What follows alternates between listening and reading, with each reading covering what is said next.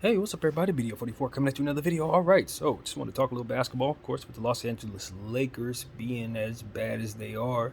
There's plenty for us to get to, um, and I don't quite know where I want to start, so I'm just going to jump in. All right, so Anthony Davis, obviously, the Lakers situation is that of trying to see if he's going to, in fact, come back within the next couple of games. They said a couple of weeks ago that they were going to try to reconvene within like 2 weeks to see if the pain had subsided. And given the understanding of what the injury is, this is not one of those type of things where it's about pain. He's probably either going to need a procedure or going to need a significant amount of time off for this thing to get right.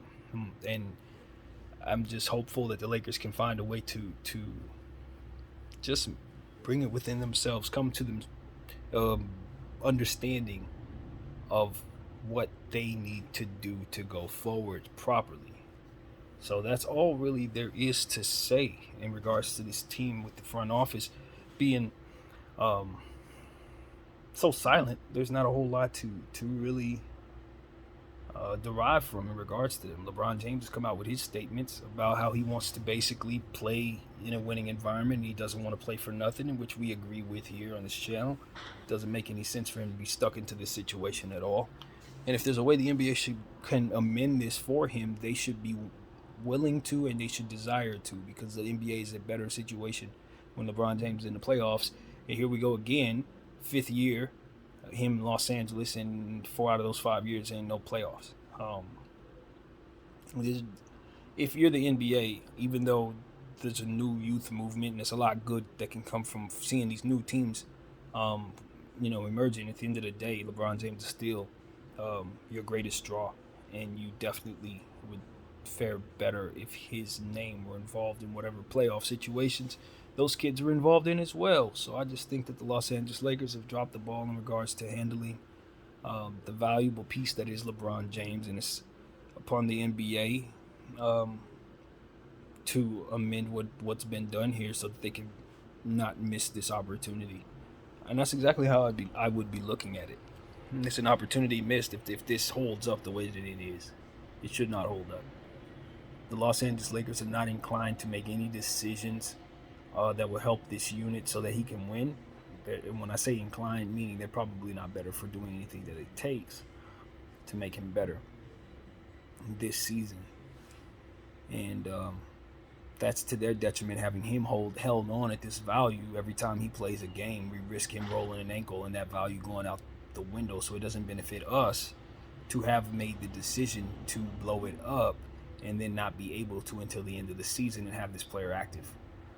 So it doesn't benefit anybody. This is all the way around something that we should all want if the choice is to blow the team up, which in my mind is the only decision I want to co-sign at this point. I'm tired, man. After the Miami game, I just continue to feel the same way I felt for a couple weeks now, that this team's ceiling is not a championship, and if we're not reaching for a championship, then we need to reset our timeline. I think that the Los Angeles Lakers um, are not victims of being mistreated in the market unjustly.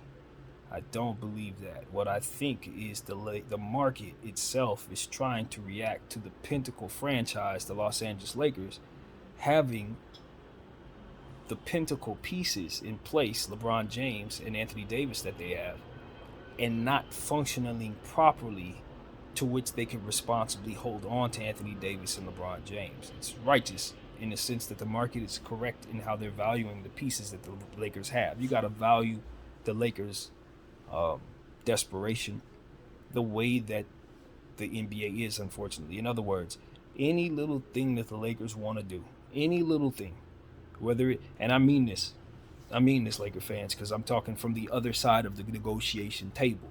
So this is not my wishes. It's not what I want. This is just what I see in terms of our reality. If I'm trying to come to you, Los Angeles, and you want to make any deal whatsoever, there's not going to be any deal that I'm going to allow you to make within reason that ain't going to involve those picks. And that's exactly what we're running into, and that's why no deal has been made, I believe. It's just my speculation, but that's what's there to see. Because at the end of the day, The Lakers are trying to have their cake and eat it too. That's what's happening here. Whether we see it that way mathematically or not, that's exactly what the market is telling the Los Angeles Lakers. You are trying to effectively hold on to two superstars, and you did not have in place what you needed to assure that those superstars had the value necessary.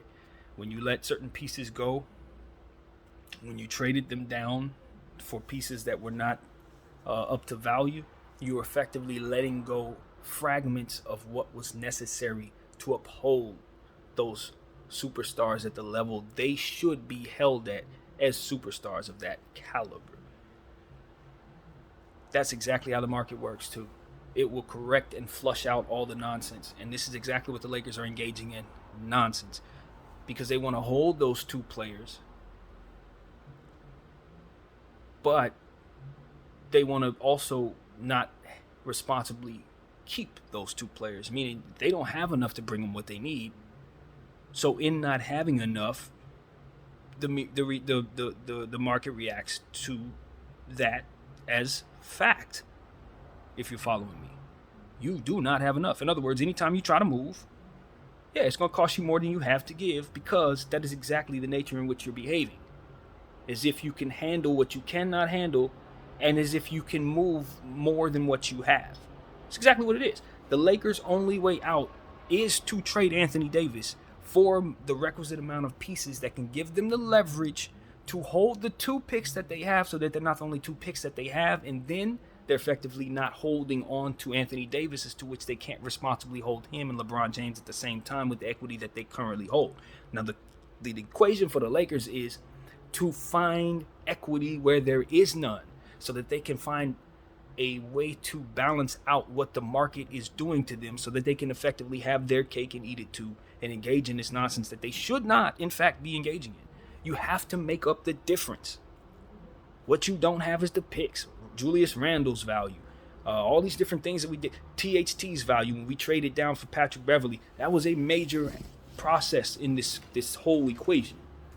Because essentially what you kept on doing was saying, I'm not worthy to hold LeBron James and Anthony Davis at the same time. Every time you dump down your value, you did that figuratively and literally, and as it pertains to what it is you were holding. Your pot didn't have what it took to keep them whole. And so when you break down exactly what it takes to keep Anthony Davis whole, you start looking at the pieces that the Lakers don't have and starting to realize what it takes to reach for those pieces is, in fact, all that it takes that they have left, all that they have left. The two picks and whatever else that we can hold of value. So it's not unjust. It's not unjust. If the Lakers were to behave properly, their value of everything that they have would be slated in its proper place. This is a science and an understanding. I don't even know why I have it. I don't know why I understand this. I just inherently do. And it's one of those situations where it's like, if you understand the market, then you know exactly what I'm saying is true. The Lakers are in fact trying to engage in ways that make it so that the value that they don't have can just manifest out of nowhere. And essentially what they're saying is, I'm holding my picks in the as a representative of that value, and you can't have it. And essentially what the market is saying, the cost of you keeping AD and Bron is giving up the entire future, because that's what it is that you don't have. Which is, if you see, you don't have a future because that's what you gave up. So you can't keep that future. You've already given it up, unless you give up what you're keeping to keep from having that future, which is Anthony. So it's the market is reacting properly. Nobody's giving us a Laker attack that isn't unjust. Everybody also has to react to the fact that every Tom, Dick, and Harry news media wants to funnel players our way out of clickbait. So that gives us an unfair advantage against the rest of the market. So that's something that we've kind of fed into a little bit as a Laker organization. And market's also going to make us react to that. They're gonna make us pay for that. You know, paying into that, and not being less ambitious about what we could put together. This Russell Westbrook thing obviously should not have been done. When you have the representative two players that you have, Anthony Davis and LeBron James, what you should not do, according to the market itself, is try to trade for a piece like Russell Westbrook, giving pick value and young players like Kuzma and KCP away When you did that, you effectively told the market itself that you didn't know what the hell you were doing. You didn't know what you were doing, and that you could do the impossible. Right? Because you can make these pieces fit together that don't actually fit together, and you can give away value that brings back that awkward piece in a way that doesn't make the value match what you're bringing, so you can effectively do the impossible. Because trading Russell Westbrook for twice what he's worth and bringing him to a situation he doesn't fit in. So it's like, okay, you got to pay for that. You got to pay for that. When you have that, it costs exactly what it is that you gave up. It costs exactly what it is that you gave up. Not what it's worth to you, what it is you gave up. Because that's what it is that you've paid. So it's like, I think Jeanie and the Laker front office, they didn't understand this at all. They didn't understand how the market itself speaks to certain things that you do. And once you try to undo that stuff, if you don't have enough stuff to undo what you've done, then you ain't going to be able to make no moves. You know what I mean? It's like it's an unspoken song that the market sings, so to speak. And only, you have to understand all the parts involved. And it's like leverage and make it so that you can cheat the game by making others think that they don't have the leverage that they have, or you can cheat the game by holding your cards to the chest and playing it like Utah and saying, look, my garbage is worth all of what you have, and if you're willing to pay it, I'll take it from you. And so Timberwolves said, yeah, for sure, I'll take your garbage, give me Rudy Gobert, and gave them their entire future, and that locked up the market as well. And we were the team that hurt the worst for that. Because not only was the market reacting to the stupid stuff that we did, it was simultaneously reacting to the exact same thing somewhere else. And then you look at the KD trade demand, which locked the market up entirely. It made it so that nobody wanted to move in this presence of the market being inflated as it was. And then actual inflation in real life affected that as well, because we were going through that. So it's one of those situations where it's like, yo, if you skip steps and you can predict when inflation's going to come or when a pandemic's going to come and things of that nature, for which the Lakers could not, this is why you don't forgo your future. The Lakers mortgaged their future pre-pandemic. That's the elephant in the room, Laker fans. They didn't know that the pandemic was coming, and when it did, it affected certain things. It affected the market, it affected what you were able to do, and when you don't have any draft picks in that presence, and you flush through that era, which we just did, won a championship, and then made bad decisions in that era, hell yeah, you're going to tank. You're going to tank your whole franchise. And then you want to play hardball afterwards like you ain't none the wiser that you've done this. That's what the Lakers have done. It's like they're none the wiser that they just crammed up their own situation, messed up the market for a couple other people in some ways, and now still want to hold on to stuff like, yeah, we're competent. We can hold on to Anthony Davis, LeBron James, and these two picks, and we're going to get what we want. And if we don't get it, we're going to refuse to do right even more so. And not only that, but what we're going to do is bring us another bad decision so that the market can react to that. Hey, bring us Bradley Beal. Since we can't handle Anthony Davis and LeBron James, and we did some dumb stuff to bring Russell Westbrook here, and we're still holding our cards over the price we should, let's double down on stupidity and get some more of our future. Disrespecting the market even more so in regards to that, sacred song that I'm telling you. It's going to do more to make the market disrespect you even further. And people wonder why I think the Lakers are being tanked from the inside out. I know that not everybody in the room doesn't understand what it is I'm talking about. Jeanie may not understand what I'm talking about. A couple of the people who are advising some of these moves may not know what I'm talking about. But some of these people who execute these moves, this is all they do all day long. They understand this song better than I do. So there's no way in hell people oops and accidentally stumble their way into this crap. No, people don't stumble into all these damn bad moves these Lakers made. And that's why it's important Jeanie fire these people. Get them the hell out of here. Because I don't know who is coercing you into thinking that disrespecting the market is the way forward when you're the pinnacle franchise. No. Somebody wants the pinnacle franchise to not be held by the people who are holding it. So they're going to effectively bring some people there who are going to make them mess up the market. Effectively making them look irresponsible and stupid. Same thing that's happening in Minnesota. Like, bro, you're being hoodwinked.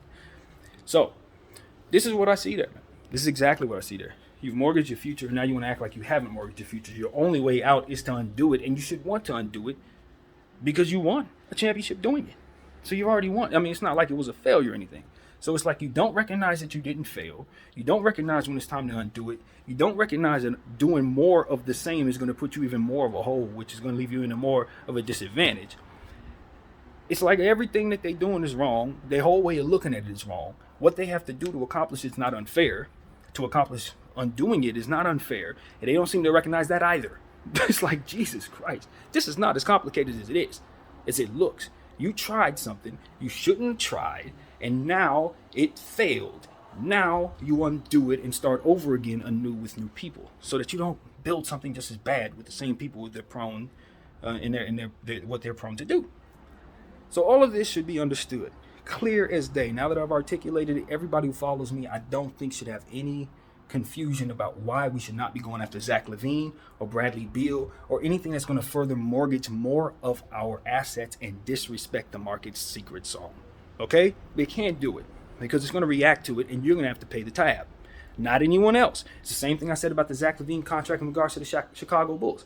Now they want to offload that thing off to somebody else. Good luck. You better hope the rest of the people don't see it like I do, because the market's going to make you pay for that. And if it's me on the other side of that, you're going to give me 3 picks for that Zach LaVine contract. And I know he's a player who can help me. That's why I'm not asking for 5. That's how much of an albatross that is. That's exactly the way the market's going to look at it, if they're looking at it the way I look at it. Maybe Zach LaVine's a little better than that. Fine, 2 picks. But at the end of the day, his injury history and his injury concerns will make it so that for myself, I would feel more comfortable with 3 picks trying to build a championship team around him. And mind you this, I don't know if the market's goal is to help every team win a championship. I'm not sure of that. But everything I'm aiming for as a franchise myself is either going to build me from the bottom up to being a championship squad, or it's going to put me in this position to where I'm only a couple steps from that championship, and I'm going to get myself there. Any other timeline that you're building, the market is going to react to you. If you're building some weird, funky timeline that Golden State Warriors are trying to build, it's gonna react to you. I'm telling you, these type of things. If you're irresponsible in how you handle these players, if you can't bring players what they need, if you can't undo mistakes with draft picks and cap space, the market's gonna react to you. And this is what we're learning. If you got players that demand out because you can't keep your house in order, the market's gonna react to you. You know what I mean? You got to stay subordinate. You got to keep all your players happy and playing well, and you got to value what it is that you have to the point where you're not giving away pieces of of real tangible value. You know what I mean? Trading young players that should be developed for old guys like Patrick Beverley that are going to immediately come off the books. Market's going to react to that. You're disrespecting the song. It's simple and plain, man. It's very simple. It's complicated, but it's not when you consider prices just simply represent what it is that people are willing to pay, and they're not going to be willing to pay for your mistakes. And leverage is going to define what it is that you're capable of. The leverage will define your positioning. The leverage is what it is I can prove I got going on based on my position. It doesn't necessarily mean prove. Let me take that away, because a lot of times it's a bluff. But at the end of the day, you got to be able to put up that ability to say, this is what we got, and you're either going to pay that or we're willing to walk away. And as long as it looks like you're not willing to walk away, it's going to get less and less likely that you'll be able to get a good price for yourself. So that's what it is. The Lakers have looked like they're unwilling to walk away all market season long. But, you know, it's one of those situations where they've been wise enough not to pull the trigger on some of those deals thus far. At the end of the day, going forward, further disrespecting that sacred song of the market and trying to keep these 2 players together is going to keep us at a disadvantage.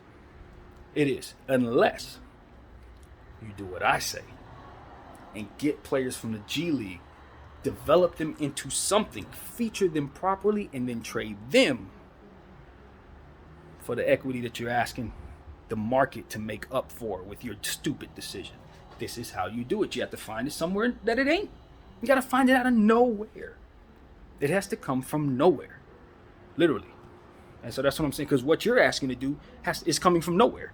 You're asking for other people to pay for your mistakes. Like Zach LaVine's going to have to, the Lakers are going to have to pay for Zach LaVine and the Bulls' mistake, signing him to that contract. If they put it off on us, we'll effectively relieve them of having to make up that value themselves, because we'd have paid it. Now it's on us. See? That's what the Minnesota Timberwolves are going to run into when it's time to trade Rudy Gobert. You gave up your whole future for him. Now, when you want to go retrade him, you're going to get a fraction of that. You're not getting nothing, basically. Because the market's making you pay for that stupid decision and for mortgaging your entire future for a player that wasn't able to do for you what it is that was given away would have done for you. And I said it, Walker Kessler. Remember that guy I was telling you guys, the Minnesota Timberwolves drafted, who specialized in block shots? Homie's third in the NBA in blocks. He was a part of the Rudy Gobert trade, a throw-in. This is what I'm talking about. It's exactly what I said was going to happen. I told everybody, I was like, he's probably going to average more blocks than Rudy.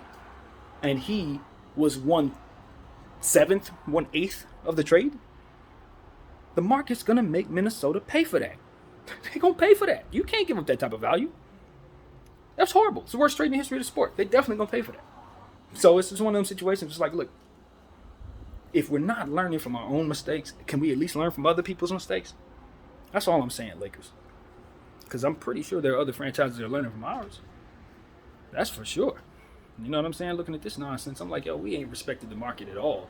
And then we want to throw our finger up in the market and say, no, we're not going to give up our 2 picks. No, we're not giving up Anthony Davis. It's like the market is forcing you to do this because it's for your own good. Whether you know it or not, the market is forcing you to respect the market. So it's like, okay, the Lakers are none the wiser, as I said. So we're just going to sit here and try to coach them as best as we can from the position we're in. And the only thing the Lakers left to do at this point is respect the market and pick one of 2 things to do. And one of the things makes sense, the other doesn't. Go forward with Anthony Davis and LeBron James. Injury-prone Anthony Davis, 38-year-old LeBron James tomorrow. The market is going to make you pay for that because you shouldn't build that way. You literally should not. In the presence of a league full of 22-year-old teams that you're going to build like that, you will be reacted to because you're being incompetent.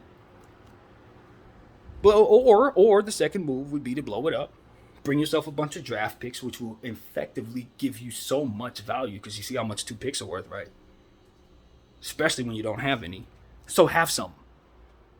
Simple put. Trade Anthony Davis for picks and picks only. Look, I understand wanting to get players. I hear a lot of guys. I was listening to Trevor Lane this morning. He was trying to play devil's advocate a little bit and try to help people understand that the rebuild process is something we just went through and probably don't want to go through that again. But my thing is, yes, you do.